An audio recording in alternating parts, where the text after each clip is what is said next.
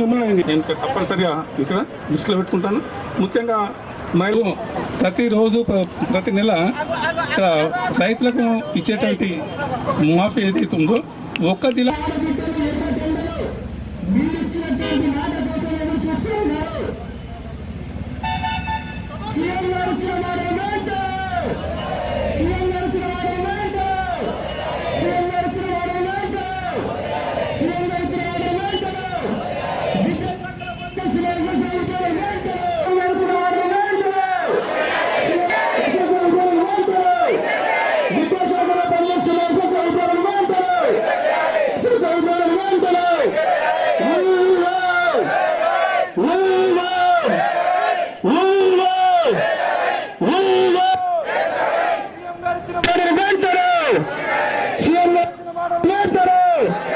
విద్యాశాఖలో పనిచేస్తున్న ఉద్యోగులు వెంటనే విద్యాశాఖలో పనిచేస్తున్న ఉద్యోగులు వెంటనే అధికారంలోకి రాగానే ఒక నెలలోనే మాకు రెగ్యులేషన్ చేస్తామని చెప్పారు. ఒక్కసారి మీరు అంటే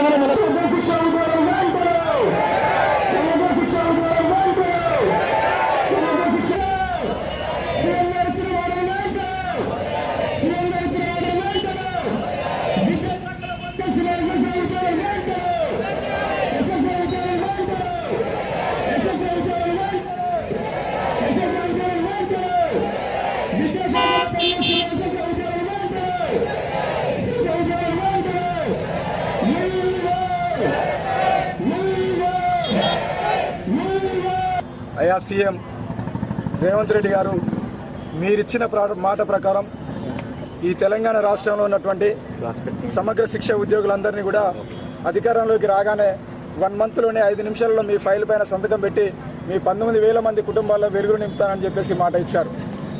ఒక నెల పోయి సంవత్సర కాలం పూర్తి అయిపోయింది. మరి ఇప్పటికి కూడా చాలాసార్లు మిమ్మల్ని వేడుకున్నాం. ఈ రాష్ట్రంలో ఉన్నటువంటి 119 మంది ఎమ్మెల్యేలందరినీ కూడా కలిసాం, ఎమ్మెల్సీని కలిసాం, ఎంపీని కలిసాం, మినిస్టర్ని కలిసాం, మిమ్మల్ని కూడా కలిసాం. దయచేసి ఈ రాష్ట్రాన్ని రైజింగ్ నెంబర్ 1 తెలంగాణగా తీసుకువెళ్తున్నటువంటి మీరు ఈ సమగ్ర శిక్షలో పనిచేస్తున్నటువంటి మమ్మల్ని అందరినీ కూడా రెగ్యులేషన్ చేయాలని చెప్పేసి వేడుకుంటా ఉన్నాం. ఇంకో విషయం ఏంటి అని అంటే కంప్లీట్గా విద్యా వ్యవస్థ అనేటువంటిది ఎక్కడైనా సరే చాలా కీలక పాత్ర పోషిస్తుంది. మరి ఆ కీలక పాత్ర పోషిస్తున్నటువంటి ఒక విద్యాశాఖలో పనిచేస్తున్నటువంటి మాకు దయచేసి న్యాయం చేయండి. మేము అప్పీల్ చేస్తూ ఉన్నాం, వేడుకుంటున్నాం. దయచేసి న్యాయం చేయమని అడుగుతా ఉన్నాం. ఇంతమందికి న్యాయం చేస్తున్నటువంటి మీరు మరి విద్యాశాఖను ఎందుకు పట్టించుకోవటం లేరని మేము అడుగుతా ఉన్నాం. దయచేసి కంప్లీట్గా ఈ రాష్ట్రంలో మొత్తం 19,000 మంది సమగ్ర శిక్ష ఉద్యోగులు పనిచేస్తూ ఉన్నారు.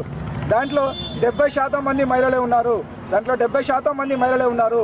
మరి ఈ మహిళలు మీ సోదరీమణులు ఒక్కసారి మీరు చూడండి, మమ్మల్ని చూడండి, మాకు న్యాయం చేయండి అని చెప్పేసి మేము ప్రధానంగా డిమాండ్ చేస్తా ఉన్నాం. 24/7 పనిచేస్తున్నటువంటి ఒక మా సమగ్ర శిక్షలో పనిచేస్తున్నటువంటి ఒక కేజీపీ సోదరీమణులు 24 గంటలు డ్యూటీ చేస్తూ ఉన్నారు. మరి మాకు వచ్చే జీతం ఎంత? చాలా అతి తక్కువ జీతం. మెంటల్ స్ట్రెస్, బీపీ, షుగర్లు వచ్చాయి, హార్ట్ అటాకులు వచ్చాయి, బ్రెయిన్ స్ట్రోక్లు కూడా వస్తూ ఉన్నాయి. దయచేసి మమ్మల్ని అర్థం చేసుకోండి, మా కుటుంబాలలో వెలుగు నింపండి అని చెప్పేసి కూడా ఈ రాష్ట్రంలో ఉన్నటువంటి 33 జిల్లాలలో గత 8 రోజులుగా సమ్మె కొనసాగుతూ ఉంది. ప్రాంతంలో ఉన్నటువంటి సమగ్ర శిక్ష ఉద్యోగులందరం కూడా స్థానిక ఎంఆర్ఓ కార్యాలయం వద్ద ఎర్ర టెండలో మోకాళ్లపై నిల్చొని మరి నిరసన తెలియజేయడం జరుగుతుంది. అన్న రేవంత్ రెడ్డి అన్న 18 సంవత్సరాలుగా మేము కస్తూర్బా స్కూల్లో పనిచేస్తున్నటువంటి మహిళా ఉపాధ్యాయురాళ్ళము, ఎస్ఓలుగా, పీజీసీఆర్టీలుగా, సిఆర్టీస్గా, నాన్ టీచింగ్ సిబ్బందిగా, అకౌంటెంట్స్గా, ఏఎన్ఎంస్గా మా విధులు 24 గంటలు 7 రోజులు 24/7 మేము వర్క్ చేస్తున్నామన్నా. మిమ్మల్ని ఎంతో నమ్మకంతో మేము గెలిపించడం జరిగింది. మార్పు రావాలి, కాంగ్రెస్ రావాలి అన్న నినాదంతో మార్పు మా జీవితాలలో వస్తుందని ఆశించి, మా బ్రతుకుల్లో కూడా మార్పు వస్తుందని ఆశించి మిమ్మల్ని గెలిపించుకున్నామన్నా. ఈరోజు మేము మీరిచ్చిన హామీనే మేము గుర్తు చేస్తున్నామన్నా. మేము ప్రభుత్వానికి వ్యతిరేకంగా కాదు, మేము మీకు మీరిచ్చిన మాట నిలబెట్టుకోండి అని ఈరోజు మేము ఈ రోడ్డుపైకి రావడం జరుగుతుంది.